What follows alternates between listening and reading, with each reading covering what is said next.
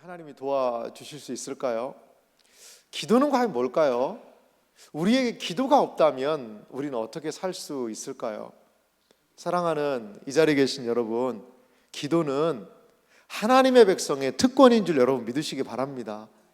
정말 너무나도 많은 분들이 기도의 자리에 소홀히 하고 기도의 자리에서 멀어질 때가 많은 것 같아요. 하지만 기억하십시오. 기도는 하나님께서 우리에게 주신 놀라운 특권이자 은혜라는 사실을 여러분 기억하시기 바랍니다. 성경의 많은 사람들이, 그리고 기독교 신앙의 놀라운 역사의 현장마다 사람들은 기도했습니다. 어려움의 때에 기도했습니다. 위기의 때에 기도했습니다. 그리고 그 어려움과 위기들을 기도하며 믿음으로 감당했다는 사실을 여러분 믿으시기 바랍니다. 그래요. 그런데요, 우리의 시대에 너무나도 기도는 약해져 있는 것 같아요. 제가 이제 금요 기도회 때 좀 기도에 관한 말씀을 좀 나누면서 정말 우리가 다시 한번 뜨거운 기도의 사람들이 됐으면 좋겠다라는 생각이 듭니다. 사실 한국교회가 어떻게 성장할 수 있었을까요? 한국교회가요, 여러분, 한국교회의 성장은 세계교회의 매우 놀라운 그러한 역사를 일으킨 것이 한국교회거든요. 이렇게 단시간 내에 이렇게 많은 사람들이, 어떤 한 학자가 연구를 했어요. 초대교회에 복음이 전파된 속도가 있을 거 아니에요. 초대교회 그리스도인들이, 그 초대교회의 복음의 역사가 증거되고 로마라는 전체 나라가 기독교화됩니다. 그 속도가 한국의 기독교인이 늘어나는 속도를 따라가지 못한다는 거예요. 우리는 잘 모르겠지만 여러분, 한 민족이에요. 한 미전도 종족 안에 한 미전도 종족이 복음을 받아들이고 약 140년 만에 이러한 교회가 발전하고 신학이 발전하고 그리고 선교를 감당하고 한다는 것은요, 이건 엄청난 놀라운 역사라는 거죠. 마치 이런 것 같아요. 비행기를 탄 사람은요, 비행기의 속도를 체감을 못합니다, 여러분. 창문이라도 열고 바깥에도 머리라도 내밀면 이게 바람의 속도가 하겠지만, 물론 그러면 절대 안 됩니다, 여러분. 근데 비행기 안에 있으면요, 이게 빨리 가는 건지 느리게 가는지를 몰라요. 하지만 비행기가 얼마나 빠릅니까, 여러분? 얼마나 빨리 갑니까? 10시간이면 여기서 미국을 가요. 배 타고는요, 한 3개월 걸릴 건데, 옛날 말입니다만 한 달 이상 가야지 되는 그 놀라운 먼 거리. 그런데 그걸 10시간 만에 간다니까요. 12시간, 13시간이면.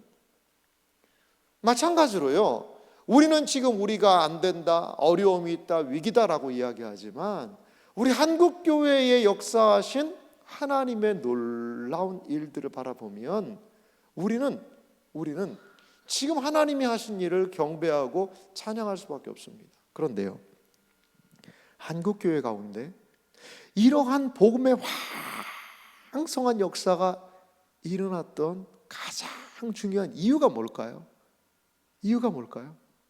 여러 가지 많은 것들을 생각할 수 있을 거예요. 하나님의 말씀에 대한 열심과 사모함.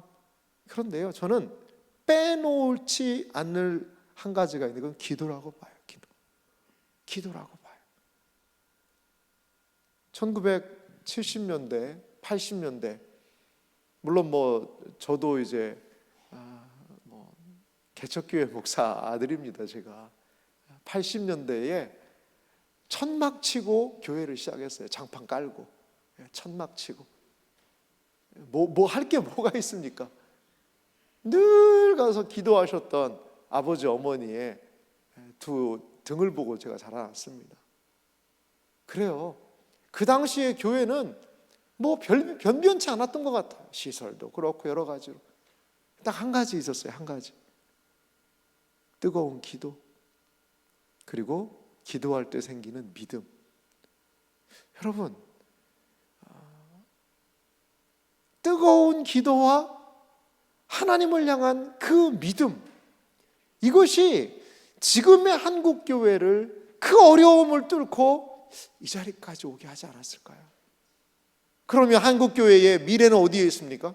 한국 교회는 무엇을 붙잡아야 되고 어떻게 그 상황들을 이겨나가야 될까요? 그것은 저는 다시 한번 뜨거운 기도, 그리고 그 기도가 인도하는 믿음의 자리로 나가는 길이라고 봐요. 라오디게아 교회의 그 미지근한 신앙을 어떻게 타개할 수 있습니까? 머리로 미지근한 신앙은 이래서 안 좋고 이런 어려움이 있고 이렇구나, 그것으로 라오디게아 교회처럼 미지근함이 해결되지 않는 거예요. 뜨거운 기도의 현장으로 나아가고 뜨거운 믿음의 역사로 나아가고 다시 한번 식어진 가슴에 불을 일으켜달라고 간절히 기도하는 것, 그것을 제외하고 어떻게 그 미지근함이 회복될 수가 있겠습니까? 사랑하는 이 금요 기도회, 금요 생명 기도에 나오신 여러분, 다시 한번 이 믿음, 다시 한번 이 뜨거운 기도가 우리 가운데 회복되어지는 놀라운 은혜의 역사가 있기를 주님의 이름으로 소망합니다.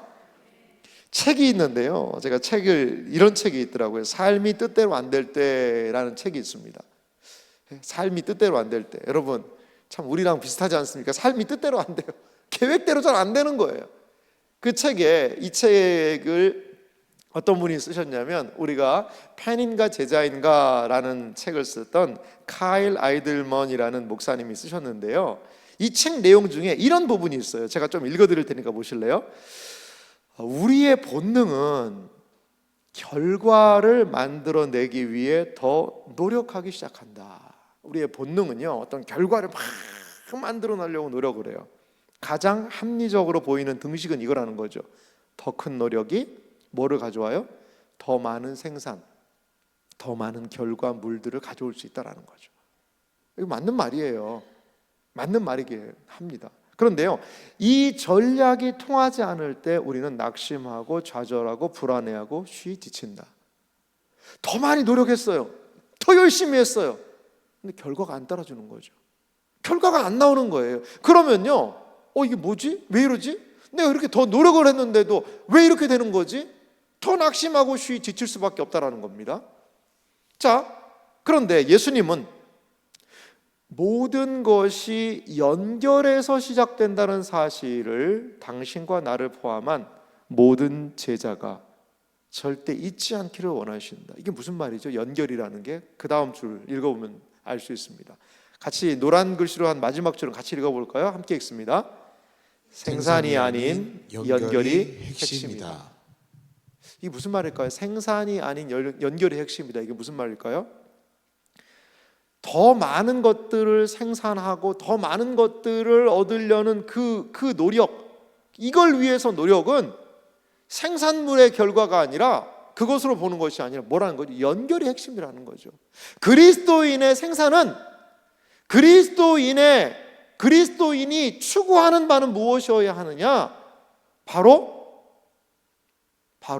생산물이 아닌 연결이라는 거죠. 내가 어떻게 하나님과 연결되어 있는가, 내가 어떻게 더 하나님을 찾는가가 삶이 뜻대로 안 될 때 돌아봐야 되는 일이라는 거죠. 삶이 뜻대로 안 될 때 더 노력하고 더 열심히 하고 더 부지런히 하고, 물론 중요하죠. 하지만 삶이 뜻대로 안 될 때는 뭐라는 거죠? 하나님과의 연결에 주목하라는 거죠. 연결. 이 금요 생명기도의 의미는 무엇이죠? 저는 연결이라고 봐요. 예수님과 어떻게 우리가 연결될 것인가? 얼마나 더 기도를 통하여 주님과 연합된 존재가 될 것인가? 오늘 이 시간에는 우리가 어떻게 하면 하나님과 더 연결할 수 있을까에 대한 시간이에요. 기도는 하나님과의 연결이라는 사실을 믿으시기 바랍니다. 기도할 때에 희미해졌던 연결이 더욱더 굳건해집니다. 희미한 믿음이 더욱더 확신 가운데 서여져 있습니다. 삶의 문제가 커 보이는 것이 아니라 주님이 더 커 보이게 됩니다. 왜? 무엇 때문에? 주님과 연결되기 때문에. 주님이 연결되고 주님과의 연결을 확인하는 그 자리에서 우리는 다시금 넉넉히 이겨낼 줄 믿으시기 바랍니다. 이게 바로 오늘 우리가 기도하는 의미가 아닐까요? 오늘 이야기는요, 기도하는 사람들, 그리고 하나님의 말씀을 의지하는 사람들에게 이 아사 왕의 이야기는요, 너무나 놀라운 도전을 줍니다. 오늘 성경 말씀 보니까요, 구스의 왕이 100만 대군을 이끌고 유다를 침공해 오는 장면을 볼 수가 있습니다. 역대하 14장 9절에서부터 10절 말씀을 좀 제가 읽어보면요, 구스 사람 세라가 그들을 치려하여 군사 100만 명과 병거 300대를 거느리고 마레사의 이름에 아사가 마주 나가서 마레사의 스바다 골짜기에 전열을 갖추고. 아멘. 자, 지도를 준비했는데 한번 지도를 보실래요? 지도가 조금 글씨가 좀 작죠. 글씨가 작은데 저기 파란 동그라미를 쳐놨는데요, 위쪽이 예루살렘입니다. 저기 이제 아사가 이제 거하는 유다의 도읍이죠. 그런데요, 구스란 나라는 어느 나라일까요? 아말렉 쪽에도 구스가 좀 있다고 그래요. 그런데 많은 사람들은 이 구스란 나라를 지금의 에디오피아로 봅니다. 에디오피아.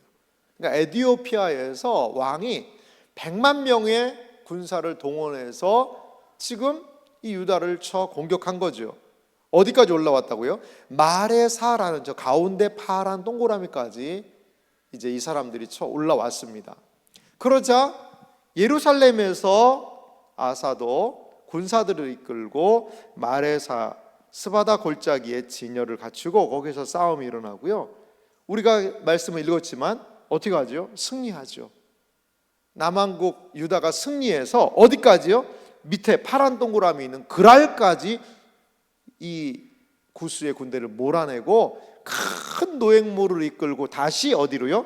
예루살렘으로 왔다라는 것이 오늘 성경 이야기의 핵심되는 말씀이에요. 오늘 성경이 관심을 갖고 있는 것은 뭐냐면요, 구스는 100만 대군이라고 이야기를 해요.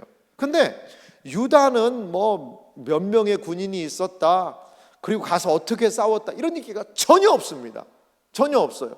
뭐만 있냐면요, 이 아사 왕의 기도가요, 11절에 길게 한 절이 매우 길어요. 그리고 나서는 유다가 이겼다, 그리고 많은 노획물을 끌고 다시 예루살렘으로 돌아갔다, 이게 끝이에요. 오늘 이 성경이 우리에게 일러주고 싶은 말은 뭘까요? 이러한 아사가 어떻게 과연 그 전쟁을 이겼냐는 것이죠. 무엇 때문에 이겼냐는 것이죠. 그것은 바로 믿음의 기도였다는 거죠. 믿음의 기도였다는 거죠. 그래서 저는 오늘 이 아사의 기도를 보면서 우리도 어떻게 아사처럼 기도할 수 있을까에 대한 기도의 교훈을 좀 생각해 보기 원합니다. 먼저 아사의 기도는 어떤 기도였을까요? 그것은 바로 겸손의 기도였다는 거죠. 아사의 기도는요, 분명하게 겸손의 기도였습니다. 자, 역대하 14장 11절이 상당히 길어요. 그래서 제가 한 세 파트로 이 11절을 나눠봤는데요, 11절 A 파트 상반절을 한번 좀 읽어볼까요? 함께 같이 읽어봅시다. 아사가 그의 하나님 여호와께 부르짖어 이르되, 여호와여, 힘이 강한 자와 약한 자 사이에는 주밖에 도와줄 이가 없사오니 우리 하나님 여호와여, 우리를 도우소서. 아멘. 자, 아사가 그의 하나님 여호와께 부르짖어 이르되, 그냥 기도가 아니에요. 얌전한 기도가 아니라 간절하게 부르짖는 기도입니다. 왜냐하면 이 구스의 100만 대군을 이끌고 오는 걸 어떻게 할 수가 없는 거죠. 그러니까 간절하게 기도합니다. 뭐라고요? 여호와여, 힘이 강한 자와 약한 자 사이에는 주밖에 도와줄 리가 없사오니. 여러분, 참 너무나 멋있는 말 아닙니까? 힘이 강한 자와 약한 자, 자신을 약한 자로 보는 거죠. 지금 구스의 100만 대군 군대는 너무나도 강력하다는 것입니다. 그런데 힘이 강한 자와 약한 자 사이에 도와줄 이는 누구밖에? 주밖에 도와줄 리가 없사오니 우리 하나님 여호와여, 우리를 도우소서. 이렇게 하나님께 지금 기도하고 있는 겁니다. 자, 정리된 내용으로 한번 가볼까요? 아사는 스스로 자신을 약한 자라고 소개하고 있어요. 힘이 강한 자와 약한 자 사이에는 도와줄 이가 주님밖에 없는데 나는 약한 자입니다라고 지금 고백하고 있는 것입니다. 아사는요, 자신의 능력이나 군사력이나 경험을 믿고 있지 않아요. 경험을 믿고 있지 않아요. 사실요, 이 싸우는 장면에서는 등장하지 않았지만 그 앞에 보면은요, 아사가 하나님을 전심으로 찾을 때 하나님께서요, 이 남한국 유다에게 상당한 번영을 허락하세요. 그때 아사가 한 행동은 뭐냐? 군사들을 모집하고 길렀습니다. 그래서 남한국 유다의 군사력이 얼마나 됐는지 아세요? 58만 명이었어요. 58만 명. 여러분, 100만 명이 와요. 그래서 내가 이쪽 지역에 잘 알고 있고 하면 58만 명이면 2대1 정도 조금 안 되는데 한번 해봄직하지 않겠습니까? 그래서 요리조리 머리를 굴린다든지 작전을 짠다든지 이렇게 먼저 하지 않아요.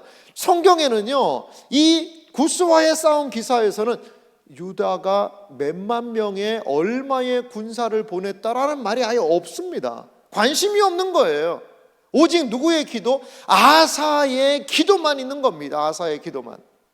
자신의 상황을 인정하고 겸손히 하나님을 찾는 기도는 하나님을 움직이는 기도라는 거죠. 사랑하는 성도 여러분, 어떤 기도가 하나님을 움직일까요? 어떤 기도가 하나님을 움직일 수 있는 기도일까요? 겸손한 기도예요. 겸손한 기도예요. 납작 엎드려서 힘이 강한 자와 약한 자 사이에 도와줄 이는 주님밖에 없사오니 겸손하게 자신의 상황을 납작 엎드려서 하나님께 기도하는 겁니다. 하나님은 자신을 낮추는 자, 오직 주님만을 겸손히 의지하는 자의 기도에 응답하신다는 사실을 여러분 믿으시기 바랍니다. 사랑하는 이 자리에 계신 성도 여러분, 기도자는 어떻게 기도해야 합니까? 겸손하게 기도하는 것이죠. 기도가 되면 하는 거고, 하나님이 들어주시면 좋고, 뭐 안 들어주시면 내가 하면 되는 거고, 그렇지 않아요. 하나님에 대해 우리가 정말 아무것도 할 수 없다는 건 낮아짐 안에서 저는 기도에 간절함이 나온다고 봐요. 제가 가장 간절하게 기도한 때가 언제일까? 설교 말씀을 준비하면서 생각해 봤어요. 언제 좀 가장 간절히 기도해 봤을까라고 했더니요, 중학교 2학년 때 제가 했던 기도가 생각이 났어요. 중학교 2학년 때. 중학교 2학년 6월 달에 저희 그 교회에서 이제 예배당 짓다가 저희 부친이 좀 사고를 당하셨거든요. 진짜 하늘이 노랗더라고요. 하늘 같은 아버지가 그 중환자실에 입원해 계시고, 교회는 짓다 말았고, 정말 그 개척교회 몇몇 성도님들과 모여서 하나님 도와달라고, 저도 뭘 모르지만 저는 일단 아버지가 다쳤다는 거, 그리고 교회 그 청년 형이 다쳐서 이제 병실에 입원했다는 거, 이제 그게 너무나도 속에서 막 불같이 애절하게 막 불타오르더라고요. 하나님 도와달라고. 왜? 의지할 게 없으니까요. 시골에 조그만 개척교회가 뭘 의지하겠어요? 도회지에 큰 교회가 도와줄 수 있는 상황도 아니고, 정말 아무도 도와줄 사람이 없는 거예요. 아무도. 오직 누구만? 하나님만. 그때 뭣도 모르는 중학생이었지만 진짜 어머니랑 그리고 몇몇 성도님들 모여서 그때 어머니가 기도를 인도하셨는데 정말 뜨겁게 하나님 도와달라고 기도했던 것 같아요. 여러분, 우리의 기도는요, 정말 겸손함이 있어야 됩니다. 제가 군대 얘기해서 죄송합니다만, 군에서 조교를 했거든요. 조교. 신병들이 오면 신병들을 딱 6주간 훈련시켜서 민간인에서 군인으로 이렇게 만들었던 그 역할을 제가 많이 했습니다, 여러분. 그런데 이제 총을 처음에 딱 쏘거든요. 총을 쏘는 걸 보면 이게 딱 드러나요. 정말 드러나요. 어떤 훈련병들은 총을 쏠 때 이게 나갈라 진짜. 난생 처음 총을 쏘보는 거 아니겠어요? 진짜 실탄이고 그 맞으면 사람이 죽습니다. 정말. 이 K2라는 소총의 이 사정거리라고 그러죠. 그게 460m예요. 460m 안에서는요, 그 급소 맞으면 그냥 죽습니다, 사람이. 강력한 개인 화기거든요. 그런데 아이고 이거 군사 비밀 아닌가 모르겠어요. 이거 이런 거 군사 비밀 아닌가 모르겠네. 근데 어떤 훈련병들은 처음에 총 쏠 때 어떻게 쏘냐면요, 이게 나가나 하고 이렇게 쏘는 사람이 있어요. 이 나갈라나? 그래서 자기도 쏘고 깜짝 놀래요. 이게 진짜 나갔나 하고. 그런 사람들의 총알은요, 어디로, 표적지가 있는데 어디로 갈까요? 그런 사람들은요, 이제 나중에 얼차례로 받습니다. 왜? 내 총알은 어디 갔나? 내 총알은 어디 갔나?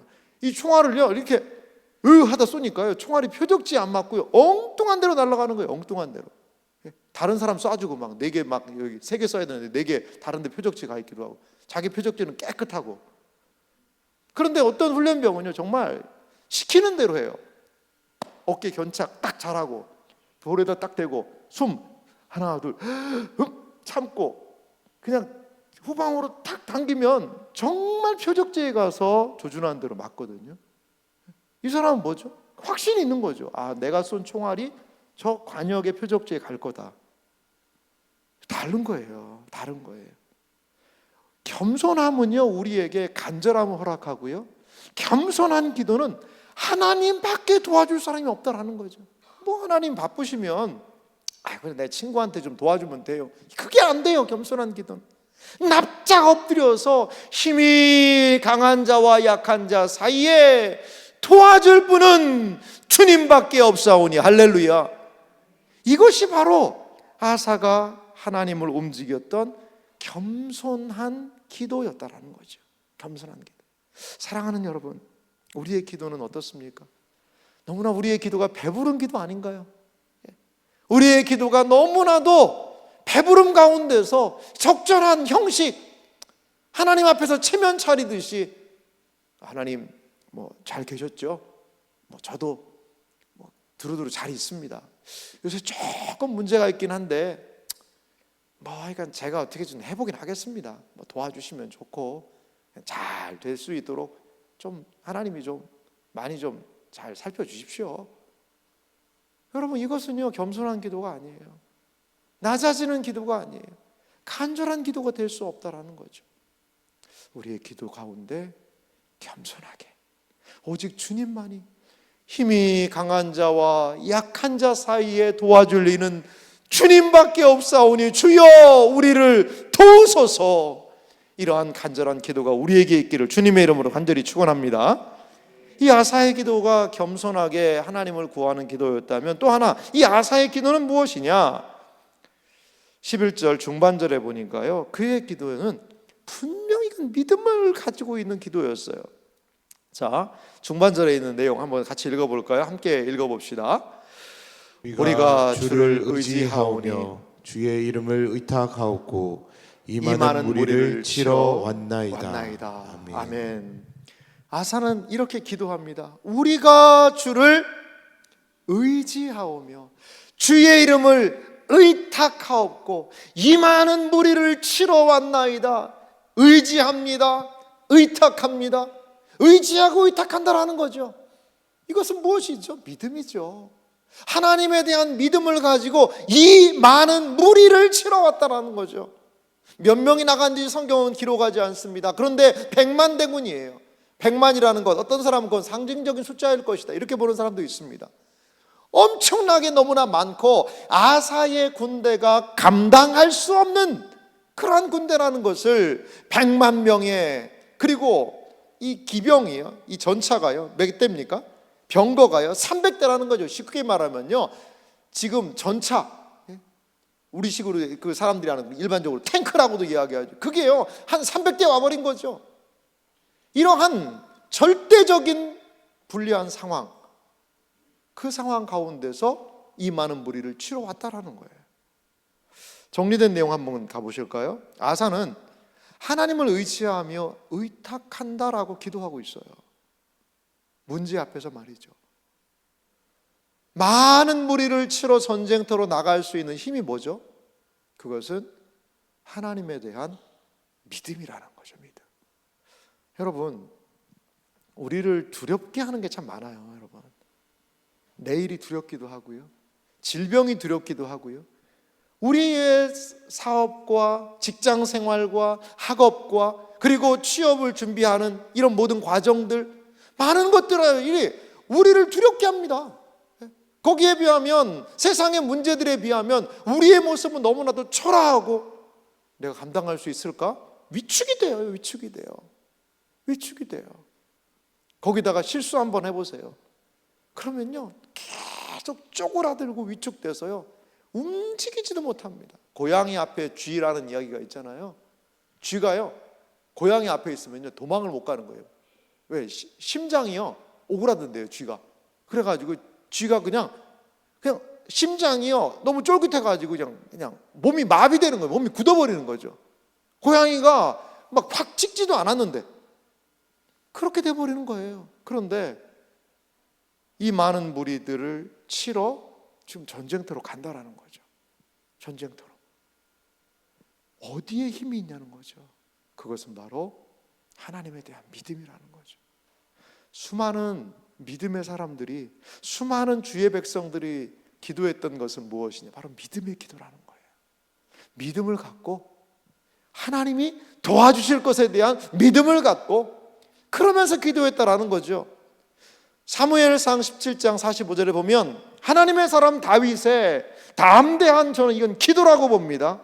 그는 골리앗 앞에서 이렇게 외치는 기도를 하며 나아가고 있죠. 다 같이 한번 다윗의 심정으로 사무엘상 17장 45절 말씀을 함께 같이 읽어봅시다. 함께 읽습니다. 다윗이 블레셋 사람에게 이르되 너는 칼과 창과 단창으로 내게 나아오거니와 나는 만군의 여호와의 이름 곧 내가 모욕하는 이스라엘 군대의 하나님의 이름으로 내게 나아가노라. 아멘. 아멘. 사랑하는 성도 여러분, 이 심정 아닙니까? 꼭 이 심정이에요. 구스의 100만 대군 앞에서 아사가 백성들을 이끌고 나아가는 이 장면은, 너는 칼과 창과 단창으로 내게 나오거니와 나는 그 아사의 100만 대군 앞에, 그 골리앗 앞에 나아가는 다윗은 나는 만군의 여호와의 이름 곧 내가 모욕하는 이스라엘 군대의 하나님의 이름으로 내게 나아가노라. 할렐루야. 사랑하는 성도 여러분, 그리스도인들에게 이게 없으면 어떻게 살겠어요? 그리스도인들에게 이 믿음이 없으면 어떻게 살겠냐는 것이지요. 사랑하는 성도 여러분, 우리에게 믿음의 기도가 필요합니다. 하나님이 함께 하시면 골리앗 앞에 갈 수 있는 거예요. 하나님이 함께 하시면, 그러면 아사의 100만 대군 앞으로 나아갈 수 있는 용기와 탐욕이 생기는 것입니다. 그것이 바로 믿음인 줄 여러분 믿으시기 바랍니다. 우리에게 믿음이 필요해요. 우리를 힘들게 하는, 우리를 어렵게 하는, 우리를 위축시키는 문제들이 있습니다. 여러분, 돈 앞에서 위축되십니까? 여러분, 권세 앞에서 위축되십니까? 경제적인 어려움 앞에서 위축되십니까? 실수 앞에서 계속 위축되십니까? 나는 지혜가 부족하다고 위축되십니까? 우리를 너무나도 많은 것들은요 위축시키려고 그래요. 하지만 우리가 믿는 것은 무엇입니까? 우리는 만군의 여호와의 이름, 오직 살아계신 아버지 하나님의 믿음, 아버지 하나님의 이름, 아버지 하나님에 대한 신뢰를 가지고 나아갈 때 살아계신 하나님의 도움이 우리 가운데 있다는 사실 여러분 믿으시기 바랍니다. 그렇습니다. 수많은 믿음의 사람들이 걸어갔던 길이 바로 이 믿음의 길이죠. 사도 바울은 그래서 무슨 싸움을 싸웠다라고 얘기합니까? 믿음의 싸움을 싸웠다라는 거예요. 늘 이 바울의 믿음을요 무너뜨리는 겁니다. 무너뜨리는 거예요. 강의 위협, 바다의 위협, 동족의 위협, 강도의 위협, 여러 위협이 사도 바울을요 억눌러요. 뭐 어떻게 하라고 그 믿음을 흔들어 놓으려고 말이죠.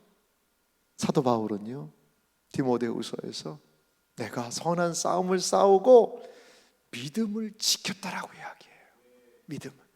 사랑하는 이 자리에 계신 여러분, 끝까지 믿음 지키시기 바랍니다. 끝까지 이 믿음을 부여잡기 바랍니다. 그러할 때에 우리 가운데 하나님의 역사들을 만나고 보게 될 줄 믿습니다. 그렇습니다. 아사는 어떻게 기도했습니까? 겸손하게 하나님밖에 도와줄 자가 없다라고 그는 납자가 엎드려 겸손히 기도를 했죠. 그리고 또한 하나님을 의지하고 의탁하여 그들에게 나아간다라고 그는 믿음의 기도로 나아갔습니다. 아사의 마지막 놀라운 세 번째 기도가 있어요. 그의 기도의 가장 중요한 특징은 무엇이었을까요? 저는 그것을 동일시의 기도라고 봐요. 동일시의 기도. 자, 역대하 14장 11절 마지막 세 번째 파트 부분을 같이 읽어볼까요? 함께 같이 읽겠습니다. 여호와여 주는 우리 하나님이시오니 원하건대 사람이 주를 이기지 못하게 하옵소서 하였더니 아멘. 자, 아사가 이렇게 기도합니다. 여호와여 주는 우리 하나님이시오니 원하건대 사람이 주를 이기지 못하게 하옵소서 하였더니. 자, 아사가 어떻게 기도하죠? 사람이 주를 이기지 못하게 하옵소서 이렇게 기도합니다. 여러분, 이 아사의 기도가 좀 의문이 돼요. 지금 누구와 누구와의 싸움이죠? 이 아사 왕과 유다 백성과 구스라는 에디오피아 나라와 세라라는 그 두 나라와 두 왕의 싸움이거든요. 사실은 정리된 내용으로 한번 가볼까요? 아사의 기도는요 유다의 문제가 곧 무슨 문제라는 거예요? 하나님의 문제라는 거예요. 여러분 놀랍지 않습니까? 유다의 문제가요 이게 곧 하나님의 문제라는 거예요. 자, 아사와 구스와의 싸움이 아니라는 거예요. 아사 왕과 이 구스의 세라 왕의 그 싸움이 아니라는 거예요. 구스와 누구의 싸움이라는 거죠? 하나님과의 싸움이 되었다라고 오늘 성경이 이야기를 하고 있는 겁니다. 기도가 무엇이죠? 기도는 우리의 문제 상황에 하나님을 초대하는 겁니다. 그래서 하나님의 일이 되게 하는 것, 이것이 여러분 기도라는 사실을 믿으시기 바랍니다. 다시 말씀드릴게요. 기도가 뭐죠? 기도란 무엇입니까? 우리의 문제 상황에, 우리의 어려움의 상황에 관계적인 어려움, 인간관계의 갈등, 여러 가지 재정적인 어려움과 문제, 그리고 이 세상에서 여기 있는 우리의 연약한 함으로 인한 육신의 질고로 인한 그런 어려움, 이런 문제, 우리의 기도하고 풀기 어려운 이 문제 상황에 하나님을 뭐 하는 거예요? 초대하는 거예요. 그것에 그래서 하나님의 일이 되게 하는 것이 바로 무엇이라는 거예요? 그게 바로 기도라는 것입니다. 사랑하는 성도 여러분, 너무나 놀랍지 않습니까? 아사는요, 하나님, 사람이 하나님 이기지 않도록 해주세요 라고 이야기하면서 지금 이게 유다의 싸움의 문제가 아니라 구스와 하나님과의 싸움이라는 것을 하나님께 기도하고 있는 것입니다. 매우 놀라운 기도예요. 사랑하는 이 자리에 계신 성도 여러분, 기도하면 하나님은 기도하는 사람을 위해 일하신다는 사실을 여러분 믿으시기 바랍니다. 여러분 이걸 믿어야 돼요. 믿어야 돼요. 기도할 때에 하나님은 기도하는 사람들을 위해 일하십니다. 교회가 기도할 때 하나님은 그 교회를 위하여 일하신다는 사실을 여러분 믿으시기 바랍니다. 이거에 대한 확신이 필요해요. 설교를 마무리하겠습니다. 여러분 제가 이렇게 오늘 설교를 마무리하면서 정리 한번 해봤는데요, 그 다음 내용 보실까요?